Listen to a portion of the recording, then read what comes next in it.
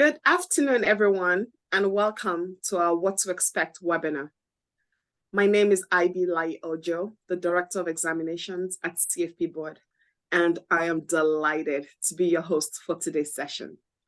Also presenting today is Amanda Zapata, our Senior Manager, Marketing Acquisitions, and Jenna Wyly, our Examinations Specialist. Eric Nepomuceno, our Senior Manager of Examinations, will answer questions posted in the Q&A box. Whether you're considering taking the CFP exam or you've already embarked on your journey towards certification, you are in the right place. During this presentation, we will cover what awaits you on exam day. We'll talk through your exam day experience before, during, and after testing. Before we dive into the details, let's take a look at what's on the agenda for today's webinar. First, we'll provide you with an overview of the CFP exam. Next, we'll dive into the details of your exam appointment so you know exactly what you'll be facing on exam day. Following that, we'll share some valuable tips and strategies to help you prepare effectively for the CFP exam. We understand that preparing for such a rigorous examination can be challenging, and we're here to provide you with the tools you need to succeed. Then we'll provide you with information on additional resources, including study materials, practice exams, and support networks that can be immensely valuable during your CFP exam journey. In the later part of our webinar, we'll address frequently asked questions about the CFP exam. We encourage you to participate in the Q&A session where you can ask any questions you may have, and we'll do our best to provide you with clear and insightful answers. Now let's get started. The CFP exam is available in an 8-day window. The July 2024 exam will be administered between July 9 and July 16, 2024, remotely and at prometric test centers throughout the United States. You still have time to register before the early deadline for an exam registration price of $825. Don't forget to have your coursework verified by the education verification deadline on June 18, 2024. The CFP Certification Examination assesses your ability to integrate and apply a broad range of financial planning knowledge in the context of real-life financial planning situations. The exam content requires the use of critical thinking and problem solving, with less emphasis on factual recall or recognition. Exam questions are written by volunteer subject matter experts based on the outcome of a practice analysis of personal financial planning. The analysis defines the principal knowledge domains that serve as a blueprint for developing the content of the exam. Each of the 170 exam questions that you will answer are linked to at least one of the principal knowledge topics. The approximate percentage of content coverage on the exam is indicated following the general headings shown on the slide. The CFP exam is a computer-based exam consisting of 170 multiple choice questions administered during the course of 2 3-hour sessions. Your appointment duration is 7 hours with 6 hours of testing time. You will be able to move through the exam at your own pace within each 3-hour test section. 3 hours are provided for the first 85 questions, and another 3 hours are provided for the last 85 questions. Each section is subdivided into two subsections. Candidates may take an optional unscheduled break after question 43 of the first subsection. You will also be able to take a 40-minute break in between sections, as well as any unscheduled breaks as needed. You will answer 3 different question types: standalone questions, short scenarios, and case studies. Standalone questions are typically 2 to 3 sentences long, with 4 answer options to select from. Scenario-based questions are associated with multiple exam questions, typically 3 questions per scenario. You will see the scenario on the left side of the screen with 1 question at a time shown on the right side of the screen. Case study questions are like scenario-based questions, but longer, with the case study scenario covering several pages, and typically 8 to 12 questions per case study. Several days before your exam appointment, be sure to review the directions to your test center and practice the routes you will take to the location. We also recommend reaching out to your test center to check for any additional requirements, such as mask requirements. Be sure to arrive 30 minutes before your scheduled appointment. This will provide ample time for the check-in procedures. Also, review and become familiar with prometric emergency and rescheduling policies. You can find this information on the inside cover of your exam candidate handbook. Make sure you know what to expect if your appointment is canceled. On a related note, do not schedule any trips or vacations immediately after your scheduled appointment. If your appointment is canceled, you will need to be available during a limited window for rescheduling. If something unexpected happens before, during, or after your exam that impacts your ability to test, please call CFP board immediately. Do not begin your exam. Instead, contact CFP board and remain at the test center. If you have a remote appointment and you experience technical difficulties for an extended period of time, please call CFP board. Now, let's discuss what to expect on exam day. Over to you, Amanda. Thanks, Ibi. Let's start with what to bring to the exam. You'll need to bring a government-issued ID and 1 or more financial calculators. Your ID must be one of the approved types of identification, which include a valid driver's license, a valid government-issued ID card, a valid passport, or a U.S. military ID card. The photo ID must also contain your signature. We encourage you to review your ID ahead of time to confirm that it has not expired.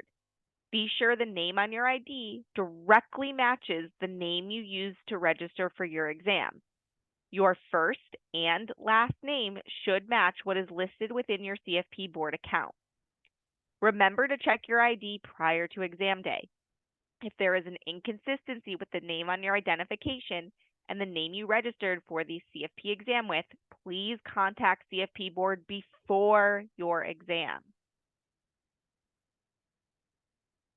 Bring 1 or more battery-powered, non-programmable, dedicated financial function calculators.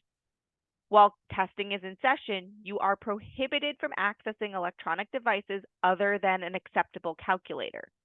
You will be able to store other electronic devices in your locker, but will not be able to access them while testing is in session.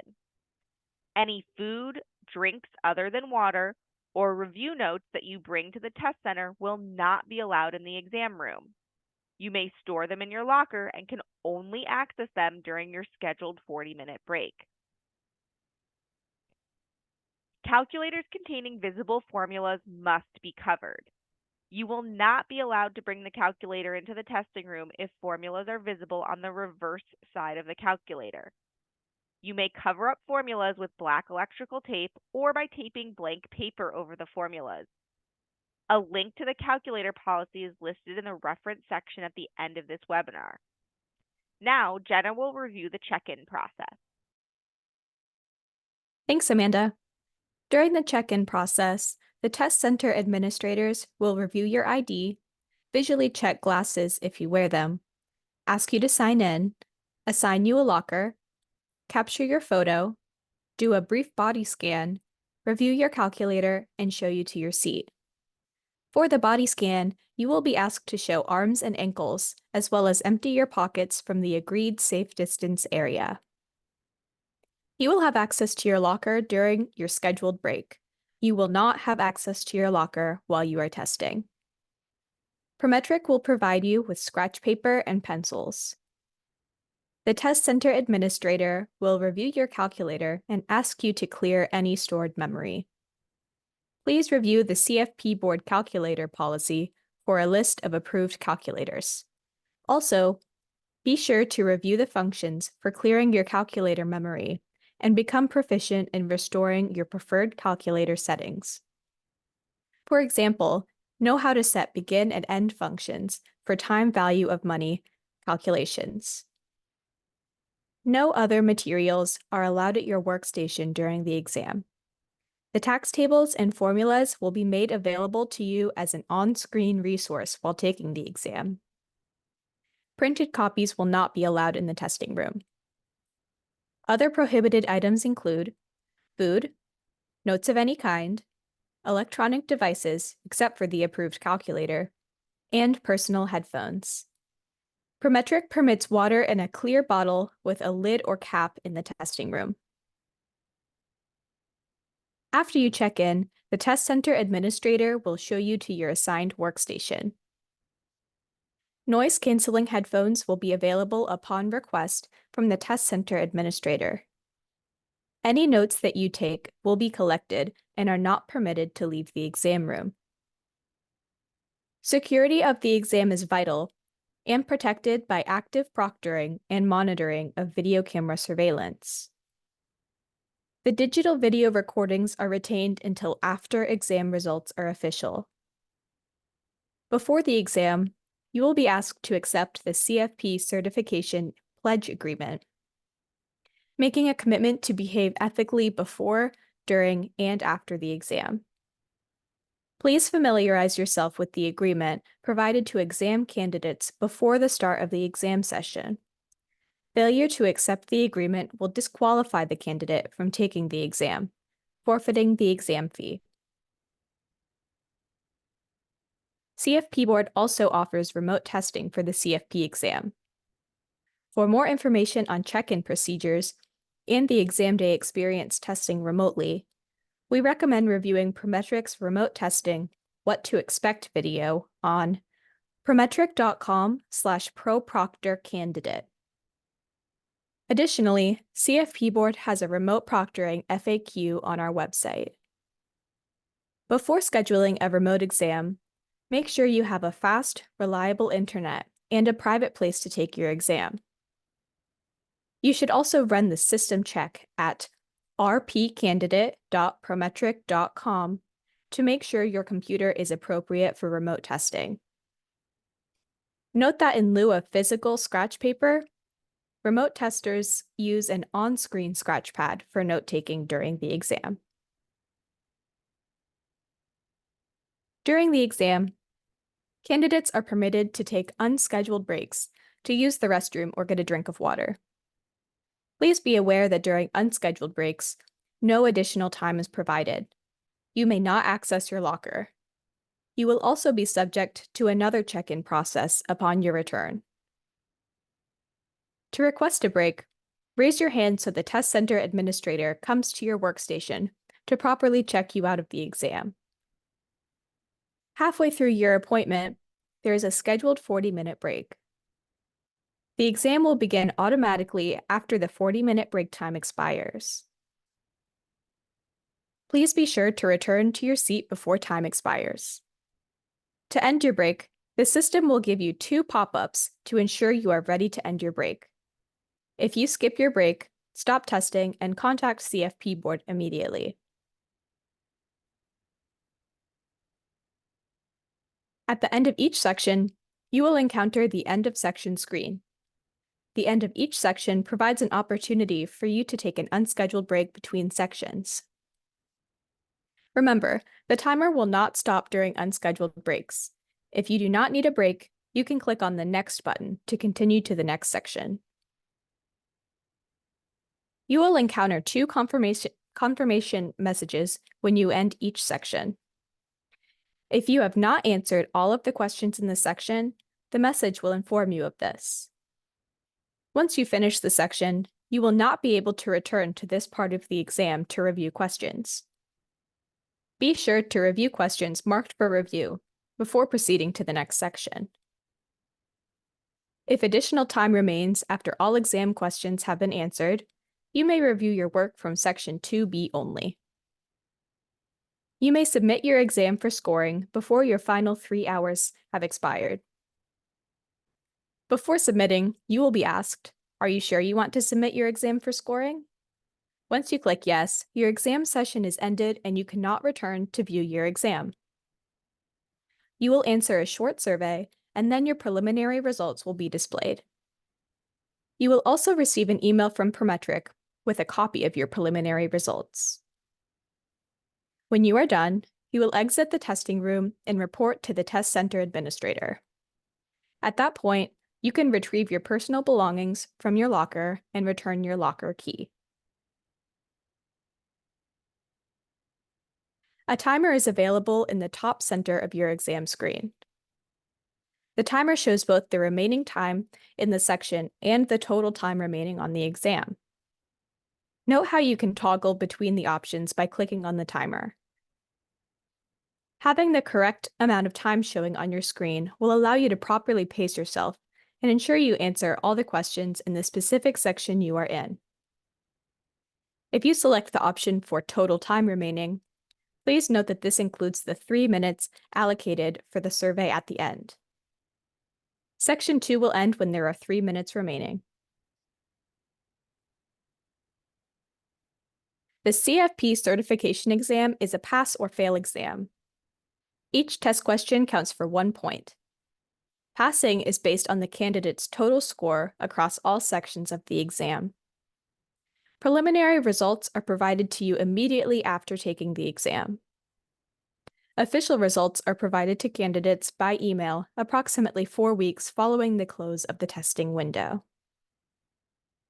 Candidates who pass the exam will receive a congratulatory email with instructions for completing the certification process.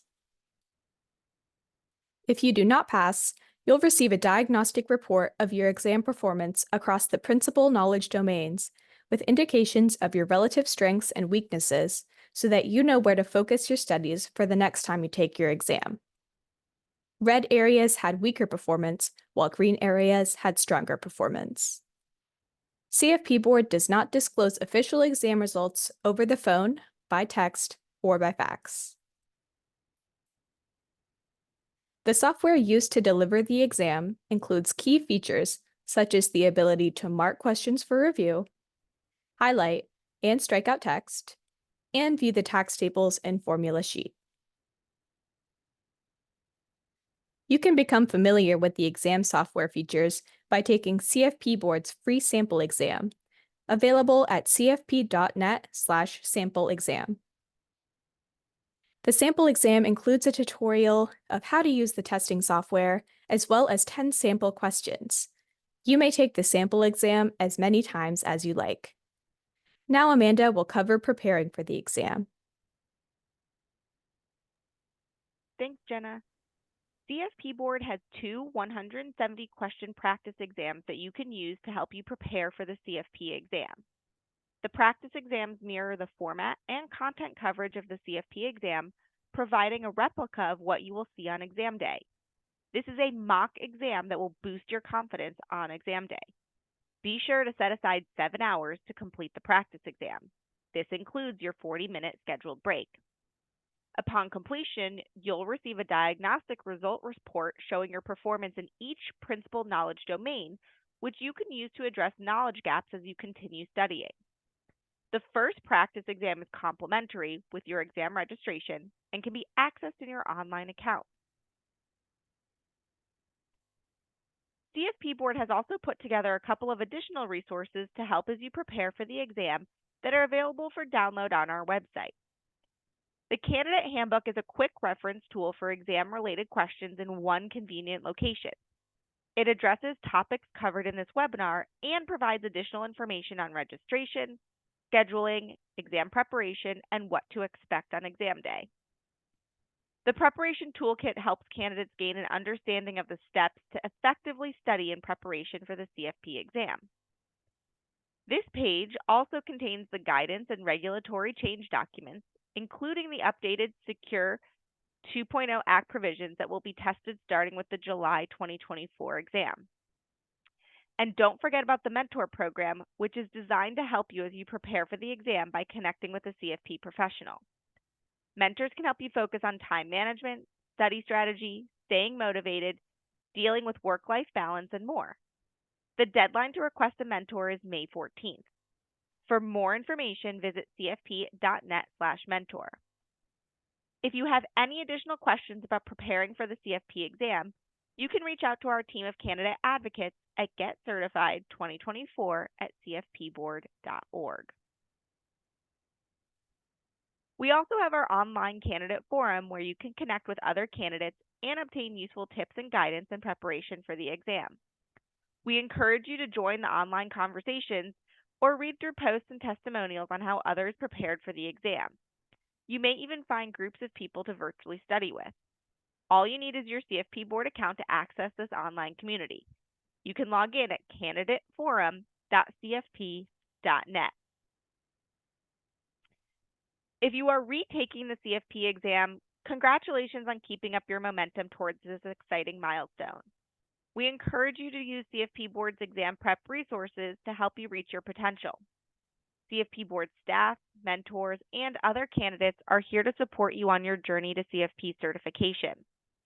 I know I also just mentioned the Candidate Forum, but your peers are also available to support you. The Candidate Forum has a lot of great discussions and stories from others on the path to taking the exam and discussing how they stayed motivated for another attempt and what they changed in their study plan. I encourage you to take a real look at what you are doing to study and align that with what you know about going into exam day. You may need to change things up. Please feel free to review these documents mentioned throughout the webinar. These are important resources for exam candidates. The webinar will be available on our website within a week, so you can also access these references at that point.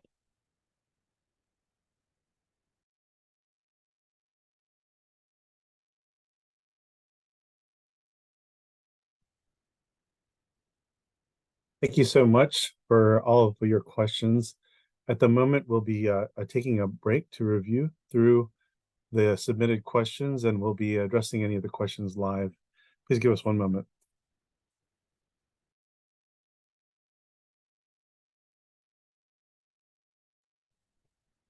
All right, Eric, looks like we have a couple of questions that have come in.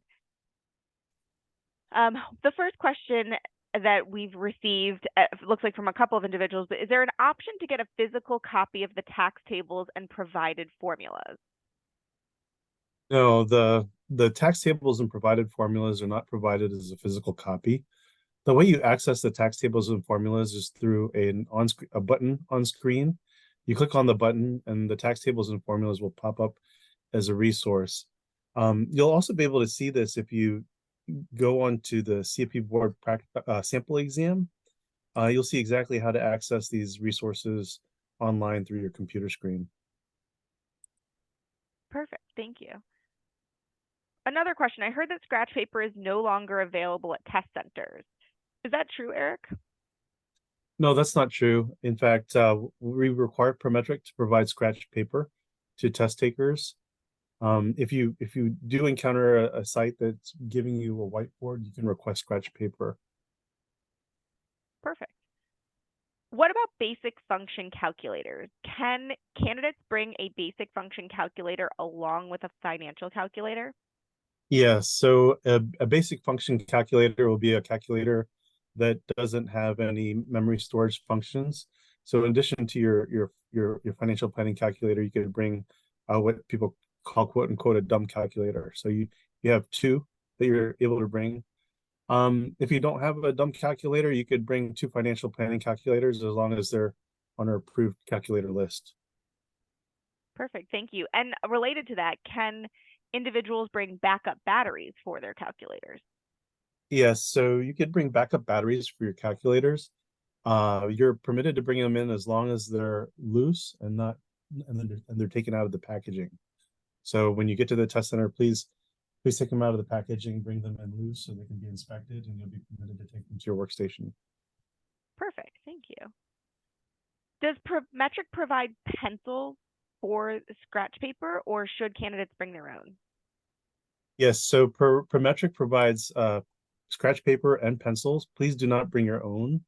They will not allow you to use them on the exam. Great. Let's talk about accommodations. Question on accommodations. What is the deadline for requesting a testing accommodation? So the deadline for requesting a test accommodation is May 29th, 2024. And what do someone do if their approved accommodation is not made available at Prometric? So if you're one of the people with an approved accommodation and Prometric does not have the accommodation ready, please do not take the exam. Please instead contact CFP board, our examinations team, so we can work with Prometric to get you the proper accommodations. Perfect. I see one quick question that I know the answer to is about the mentor program. The mentor deadline of May 14th is just for the July exam. So that's just related to the July exam cohort. Future exams will have different deadlines. Eric, question about preliminary results. When do individuals receive their preliminary results?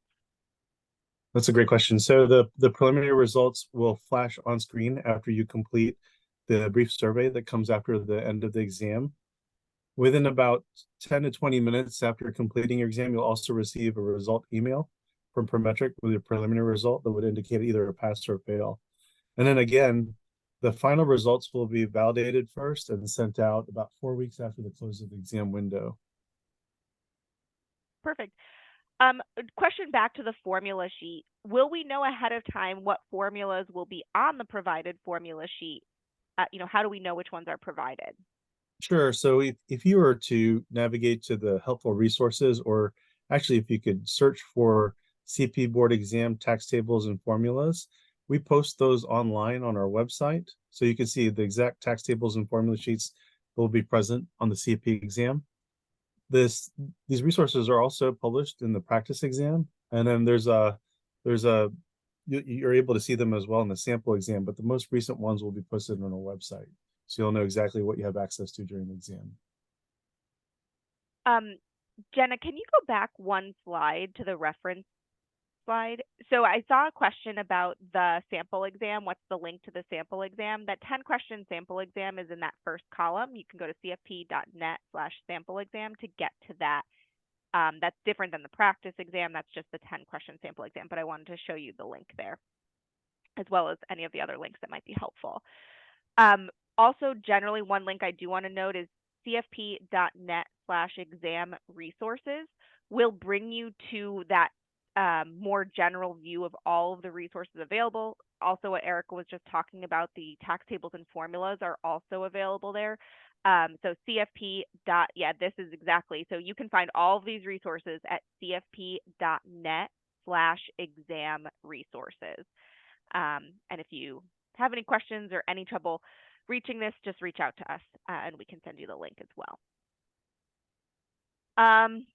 Eric, question on cough drops. Are you able to bring cough drops wrapped or unwrapped into the testing center? Yes, so the answer is yes, you are able to bring cough drops into the test center. There's no required approval for that. What is the requirement is that the cough drops need to be loose. You could carry them in wrapped in a tissue, but they cannot be in packaging, similar to the batteries. Perfect. If you're taking the exam remotely, can you use multiple screens? No, so there's you can look to our webpage for remote test taking for more details on this. You're required to use only one screen when taking the exam remotely. You're not able to use two screens. Perfect, thank you. If our initial exam date is canceled, will it be rescheduled within a week, a month? Kind of what is the process that happens if your exam date is canceled? Yes, so there's inclement weather happens all the time, or maybe there might be an issue at the test center and your exam appointment might be canceled. In the event that happens, hold tight. Prometric has a team that's going to connect with you within at least 72 hours to reschedule your appointment in the remaining exam window. Now, people that have elected to test at the end of the window, sometimes if needed, and if there's a weather situation or some type of closure that's impacted your appointment, we do from time to time extend the exam window by 5 days to enable you to complete that test that's been impacted by adverse conditions. Perfect, thank you. What is the procedure for low vision test takers who may need large print, a magnifying glass, additional lighting, or other accommodations? Right. So the best thing for you to do if you have low visual acuity or any issues seeing is to connect with CFP board and to complete a request for a test accommodation that will be provided by Prometric. And through this process, they'll be able to recommend a solution that Prometric has that will help address your visual acuity issues. As Jenna mentioned earlier during this meeting, the deadline for submitting test accommodations is May 29th. So we have a whole test accommodation section on our website. It's right above the rescheduling and cancellation policies. You can complete the form there and it will connect you with Prometric to have the right type of tool that you need to address your accommodation needs. Perfect, thank you. For remote test takers, Eric, is there a way to practice using the remote scratch pad? And then also for any test takers, is the on-screen calculator similar to what's already built into most computers, like what you would see as a basic function calculator on a computer?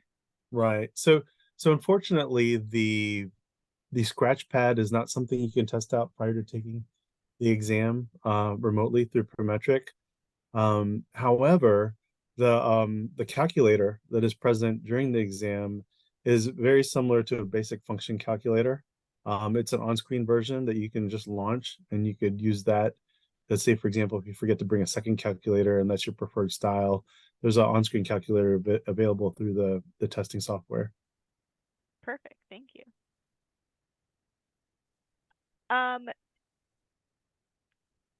the questions different each time you take the sample exam?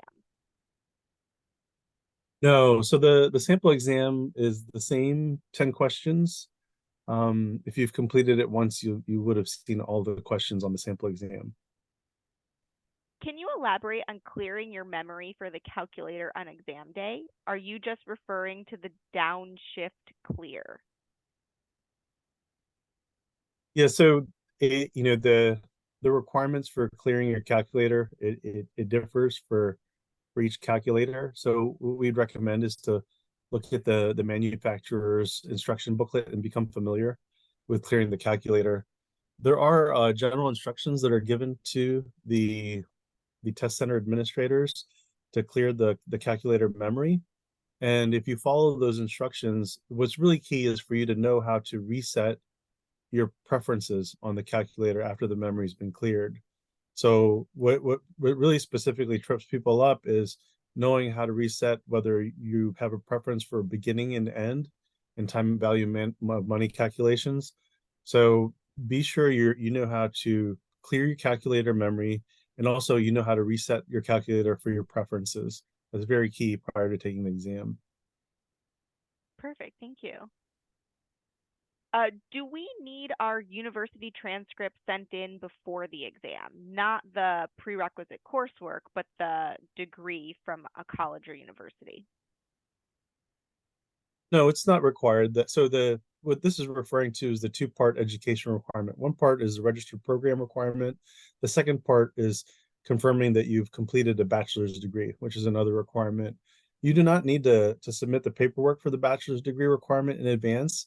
However, if you do have it, go ahead and submit it through your CFP board account. That way, it's possible to get all your requirements completed prior to the final results being released, and it'll make your ability to use the marks go much quicker once that happens. Perfect, thank you. If your address changes between when you register for the exam and when you take it, and the new address is reflected on your ID, do we need to update our address with CFP board and with Prometric? Like, do the physical addresses need to match up as well as name? No. So physical address isn't key to the ID verification. What's key is your photo ID and your first and last name. The ID is the address on your ID is not checked against your registration record. Perfect, thank you. Can candidates use regular reading glasses without an accommodation during the exam? Yes, that's correct. Candidates are able to use regular reading glasses without extra accommodation. If you have any questions about any pre-approved accommodations that don't require any paperwork or approval, you can view that list on our test accommodations page. The deadline for accommodations is May 29th, but my education course will not be complete until June 5th. May I request accommodations before my classwork is verified? Yes, so the only requirement to request accommodation is to be registered for the July exam. So if you're already registered for the July exam, please submit your test accommodations request as soon as possible. Perfect. How many screens does a candidate have to use when they are testing in a test center? In a test center, the candidate has only one screen. Do candidates need to bring lunch for the 40-minute break? It's not a requirement, but it's good to manage your needs. So many people might be in an area where they can't drive away during the 40-minute break and get food or snacks. So if you, depending on your location, it's probably best to, if you need snacks during that 6-hour appointment, to bring them to have in your locker during the 40-minute break. Perfect, thank you. Jenna, can you go back one screen to the reference page again for that, looking for that sample exam link again, cfp.net/sample exam. Thank you, Jenna. Eric, can candidates draw on the on-screen scratch pad when testing remotely, or is typing the only input available? Right, the typing is the only input available. People will not be able to draw using the interface. Thank you.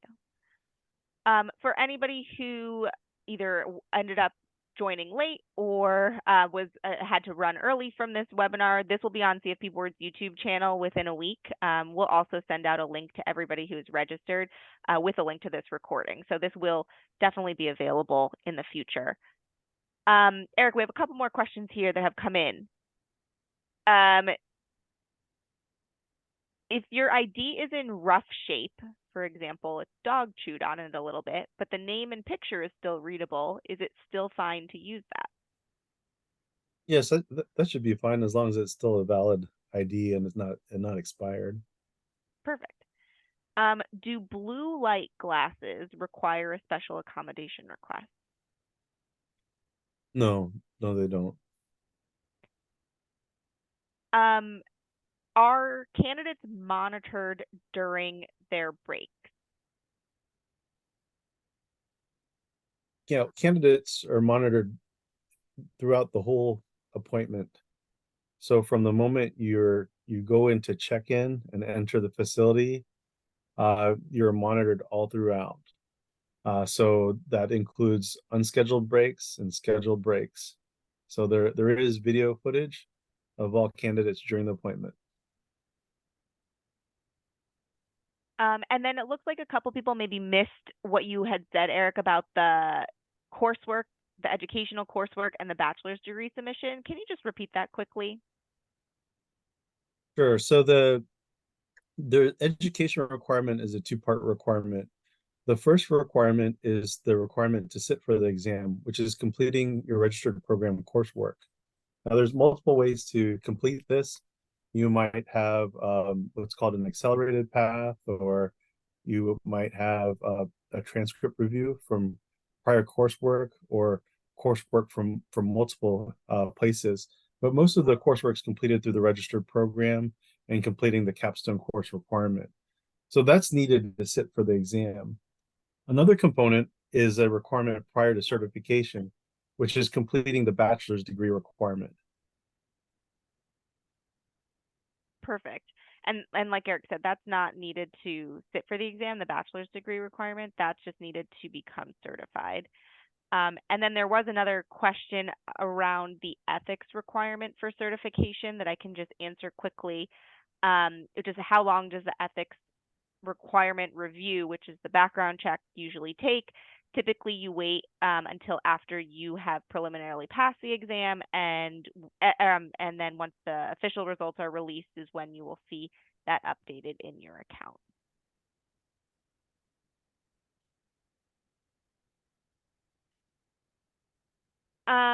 Eric, good question on break time. Do you have to take the full 40 minutes, or can you go back in and start on the second half prior to that 40 minutes expiring? Yes, so you do not have to sit for the full 40 minutes to take the break. If you want to go into the second section or second half of the exam, you can. It's not going to give you any more time per se. But let's say, for example, you're in the groove and you want to start taking the second half as soon as possible. You don't need to sit there for the full 40 minutes.